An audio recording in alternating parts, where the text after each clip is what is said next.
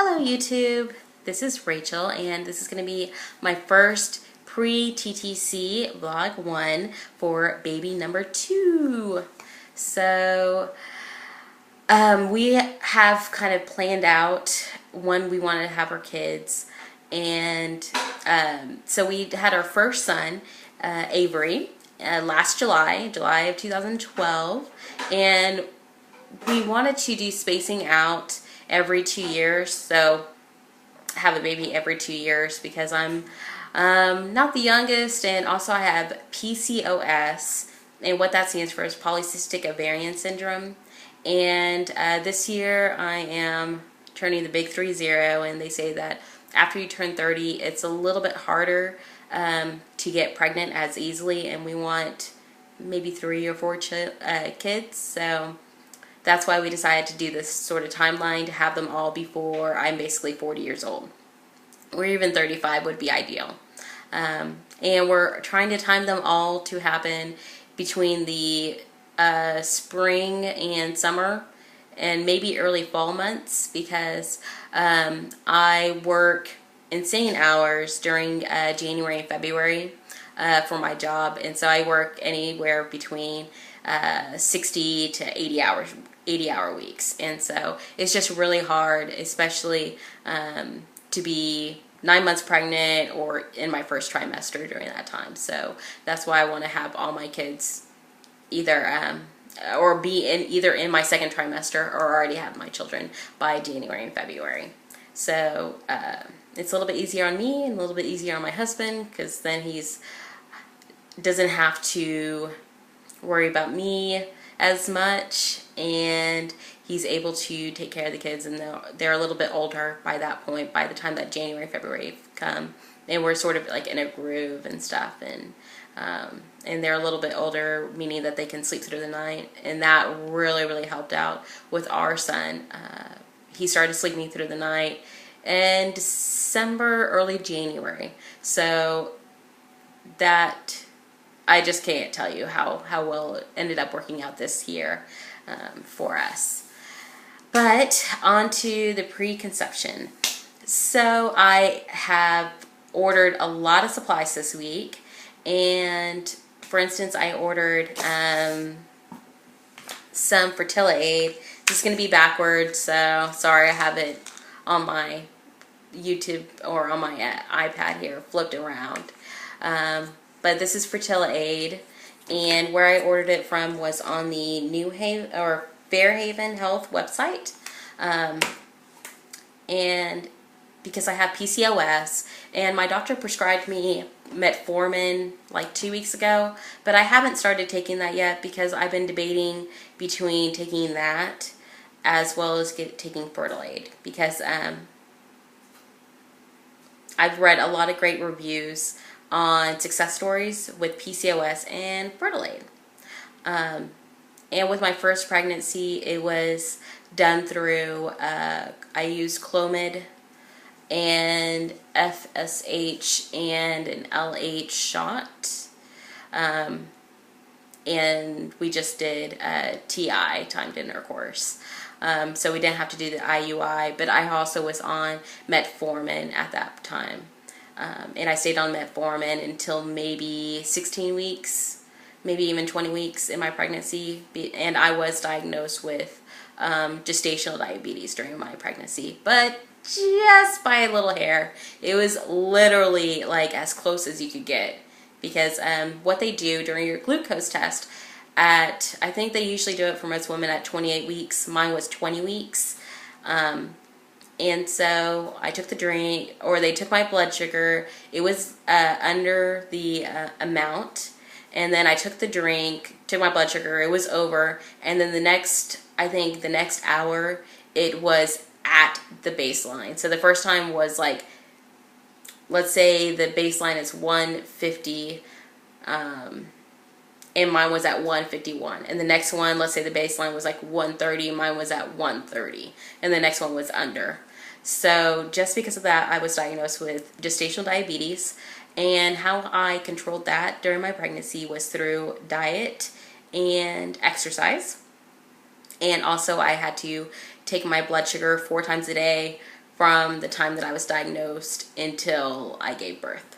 And they were afraid basically for gestational diabetes of you having a large baby, your baby having glucose or diabetes issues, and I had none of that.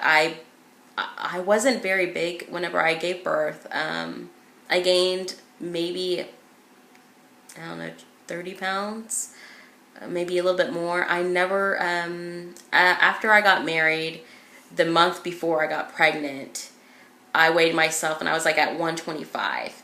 And I never weighed myself again from the time that after I got married until I gave birth. But about a few weeks after I gave birth, I weighed myself and I was like 150, 155. And so that's kind of how I measure how much I gained during my pregnancy. So I probably gained a little bit more than that. I'm not sure. But my baby, whenever he was born, he was 6 pounds, 9 ounces. So he was, or sorry, not even 6 pounds. He was 5 pounds, 9 ounces. So he was really tiny. And he was born at 37 weeks and maybe 7 days or something. His due date was on July 19th and he was born on July 2nd. So he was a couple weeks early, or full term, however you want to call it. And I'll do another vlog. I think I posted a vlog about my pregnancy, about my birth, but I'll kind of check up on that, and I might post an updated one that kind of details a little bit more of what I kind of went through in order to conceive the first time. But for this time, so I'm not doing the metformin because I've heard of interactions between the FertilAid, the ginkgo biloba, and the FertilAid and the metformin.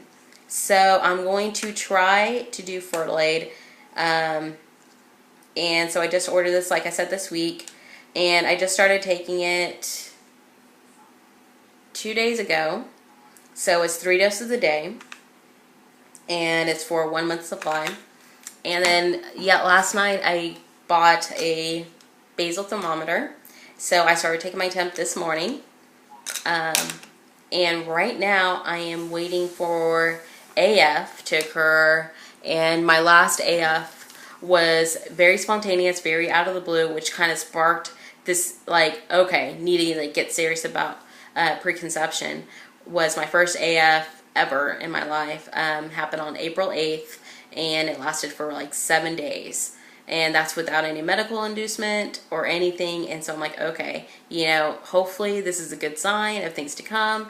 Hopefully, you know, my body's gone through pregnancy once, so it's correcting itself.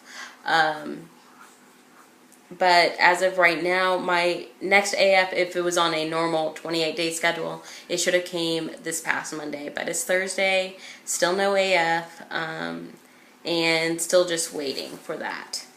So until that occurs, I can't use this other item that I purchased, which is an OvaCue. And as you can see there, sorry it's backwards, but this is what it is. It's basically, it's a fertility monitor, and I saw this on one of the sites, one of the vlogs that I was that I follow or I'm subscribed to, and I think this will like really help me out within the conjunction with the FertilAid. And I'm also planning to get to the OvaAid,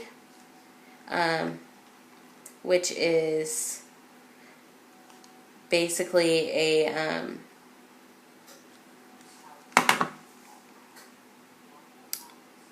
it's going to help me ovulate and everything, and it really helps for those of us that don't ovulate naturally, or as naturally as we would like. And so this is kind of what it looks like, and it has as soon as I have my cycle, I'll be able to fill in the days and start using this OvaCue. And so I can explain more about it in my second vlog whenever I get my AF. And so, like, you can set your settings here, and if it will show up, which is going to be backwards anyway. So it's saying menu settings, and it tells your date, the time, your cycle lengths, days, cycle days, your med start CD. I'm not sure what that means quite yet, but so I can't really do anything yet with this until I have my cycle, and I will be using a this tongue sensor, which tests saliva. So I just put it on my tongue, and it will test basically the hormones in my body to see, I guess, the L8 or to see the estrogen. And so I'm probably getting this all wrong, and I just need to educate myself a little bit better on the OvaCue and how it works. And so let me see if the oral reading. So they have an oral sensor that we start on day 2 of your cycle. And it will show your electrolyte levels. And then I also have a vaginal sensor, which will test like the cervical, the CM. And I will be able to use that after my flow is finished, the day after. And it will just basically give me a reading, and it will just tell me when ovulation is possible and when it will occur. And so I figure all this together with taking FertilAid will really help me kind of pinpoint when my ovulation is happening, because we plan to start conceiving, trying to conceive in August, September. And if it happens in July, that's fine too. But I think our main dates we're going to try, it's really going to start trying it, is in August. And so we're going to try for maybe a couple months. And if we don't conceive that way, we'll just go to the doctor, which he's kind of awaiting our call anyway, because I let him know, I was like, hey, we're going to start trying naturally. He's like, okay, if if nothing's working, just come down and we can get you started here. And which it was a simple process in our first time. So we definitely know that process is tried and true, but we're definitely going to try this first off. And if nonetheless, if it doesn't work this time around for this pregnancy, then we will definitely be doing it for our second pregnancy or our third pregnancy, because we already have all the stuff, and all we have to do really is get some more FertilAid and be able to start it a little bit earlier, because I feel like I'm doing like a late start right now. Yeah, so I'm going to probably explain a little bit more in follow-up vlogs about trying to conceive or preconception with PCOS.